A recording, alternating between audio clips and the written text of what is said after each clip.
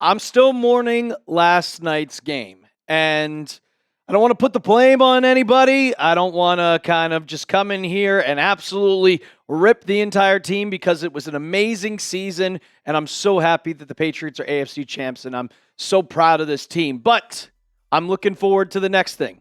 And there are some serious considerations going into the 2026 NFL season that the Patriots have to make, and you can see it literally right here. Will Campbell, should he be an offensive guard? Welcome into Patriots Today by Chat Sports. I am your host, Brett Alper, and in case you missed it, I bet you probably didn't, the Seahawks took down the New England Patriots 29-13. You could see Sam Darnold didn't have the best game, and Drake Maye, well, those stats, they do not kind of replicate what the Patriots did because their offense was non-existent. Their defense was really well. I would say the 29 points does not represent how good the Patriots defense was, but the offense really was non-existent. The season, for us, it's over. We are on to the offseason, but that does not mean we are done. We are still going to be making videos every single day, Monday through Sunday, 7 days a week, 365, free agency, draft content, everything you could possibly imagine. So make sure you hit that sub button so you do not miss out and you can be a part of the 46,000 that join Patriots Today.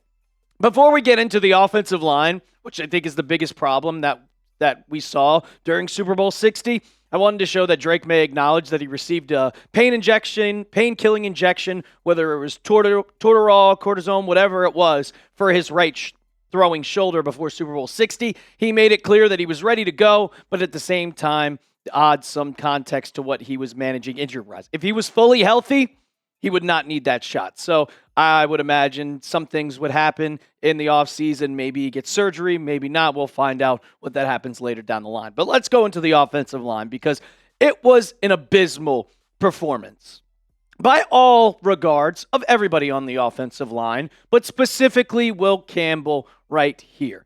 And I watched him, and I was hoping, because this was my biggest concern, and we talked about it throughout the entire postseason, because he did not play good against the Los Angeles Chargers or the Houston Texans.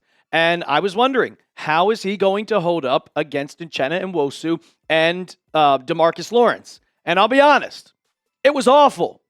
It was horrific. It was one of the worst performances that I have ever seen in a Super Bowl. And not only were my eyes seeing it, and you can tell by my voice is pretty hoarse because it was a very disappointing night last night, but it was more disappointing for Will Campbell. And my eyes saw it, you guys saw it, but the statistics did not lie for how bad he was. This comes from Jack Andrade, I hope I have that right, but he aggregated this from Next Gen Stats, and they gave Will Campbell 14 total pressures in the Super Bowl by Will Campbell. That is the most pressures allowed by any player in a game this season, including the playoffs. So you go through all 300 plus games that the NFL had this year. No offensive tackle had a worse game than Will Campbell did in the Super Bowl. He was getting dominated. He was getting bullied out there. There was one where I think it was Nwosu, and he literally depleted him. He could not block a single soul. He couldn't block me out there. He couldn't block somebody from Foxborough High School out there. It was honestly, it was sad to watch, and I was getting very, very, very frustrated. I was very frustrated because I think if Will Campbell protected better and also the rest of the offensive line, Drake Maye would have had more time to throw. It would have been a completely different ball game. But you saw that Drake Maye had no confidence because he was worried about his left side. He was worried about the blind side because Will Campbell could not hold his block. And I understand that he had a bad game, but Drake Maye also had a bad game. He did not play his best game. 2 touchdowns, 2 interceptions. And he spoke to the media. This comes from Ben Volen that Will Campbell declined multiple times and just left. He didn't own up to his bad performance. And that is bad. You have to take some accountability when you play bad. You're an NFL player. I don't care if you're 22 years old. You are an adult. You have to take accountability. You have to own it. I know it was a bad performance, but you have to answer questions.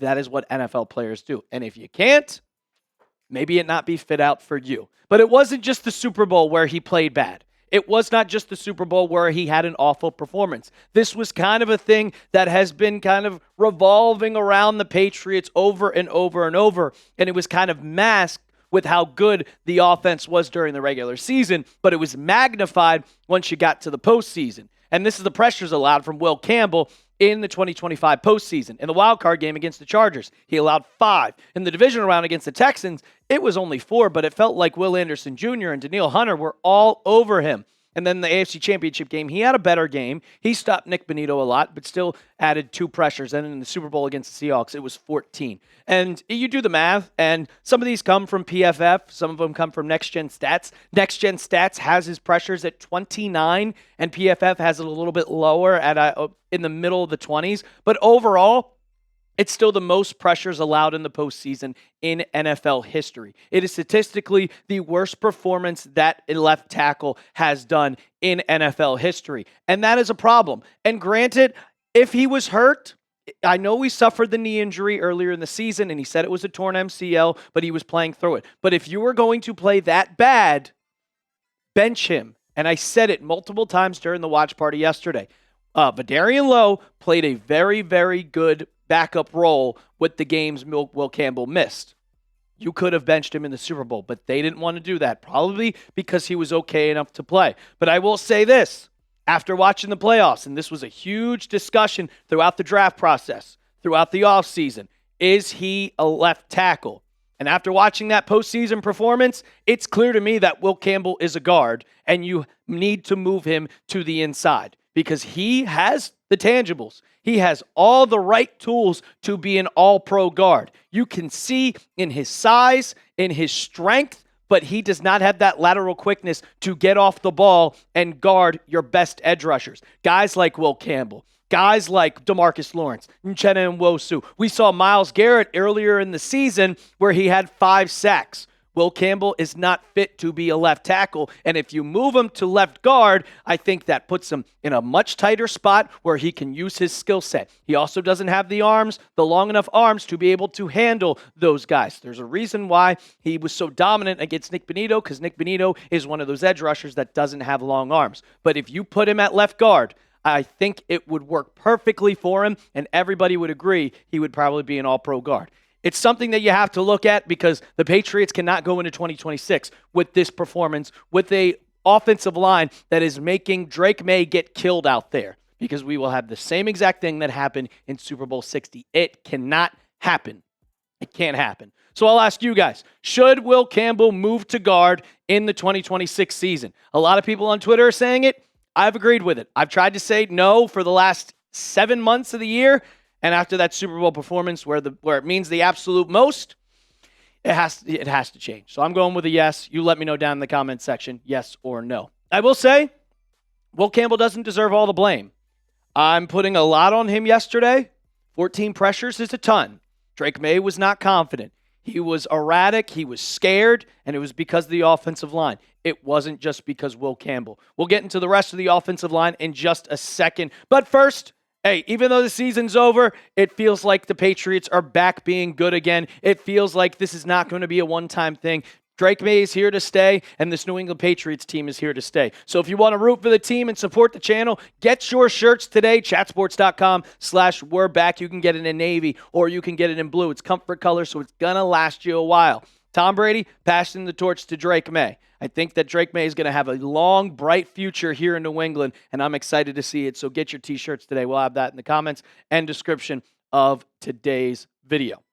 Okay, so the entire offensive line was bad because there were multiple times where I'm watching Will Campbell, and the one couple of times that Will Campbell was better, and next thing I know, Jared Wilson's letting up a sack. Next thing I know, Morgan Moses is letting up a sack. Next thing I know, Drake Maye's rolling out because he has no time to throw. And the stats, they don't lie. Drake Maye was pressured on 52.8% of his dropbacks. So over 50% of the time, every 5 out of 10 dropbacks, he was getting pressured by someone on the Seattle defense. And that is the highest in the Super Bowl. That's not good. There's a reason why he was fighting for his life. He drops back there and he's not comfortable because every second he's thinking, I have to get this ball up because this guy is going to rush the passer. It's not good. And that's why the offensive line has a big blame going into this game. And it's been the whole postseason, like Will Campbell. Why does Drake Maye have so many fumbles? Because he has no time to throw. 21 sacks taken this postseason were the most in NFL history. The most. And I would love to show you guys the PFF grades, but they have yet to come out from PFF, which I don't know why it's taking so long, so I can't show you. But the offensive line was not good. It looked almost as bad as 2024. And I said it at the beginning of the year that it's going to be better than 2024. But it still is a major problem. Morgan Moses is getting up there in age. I have no problem with Mike Owenu or Garrett Bradbury, but your left side with Jared Wilson and Will Campbell need to be addressed this offseason. And I have 3 things that the Patriots can do to fix this offensive line. And there's also one more, but I didn't add it here. But the first one, move Campbell to left guard. The second one, I really like Garrett Bradbury, but you drafted Jared Wilson in the 3rd round. He needs to go to his original position that he played at Georgia. So I'm trading Garrett Bradbury, and then I'm moving Jared Wilson to his original position where I think he will thrive at center. And then the 4th one, obviously, you either draft or you sign a left tackle. Whether that's Monroe Freeling from Georgia, who might be available at pick 31, that might be it. Or you could find somebody in free agency. But the offensive line has to be the biggest thing the Patriots address. There's a lot more things which we'll get into. This is the first day of offseason, but these are the 3 things that I think the Patriots need to do. I'll ask you guys before we get on out of here, what is the biggest move New England should make this offseason? Is it an offensive lineman? Is it an edge rusher? Is it a wide receiver? Let me know down in the comments section. And while you're down there, you can also find me on Twitter, on Instagram. My DMs are always open. I'm tweeting about the Patriots non-stop. So go ahead, follow me on both of these platforms. And as always, let's go Pats.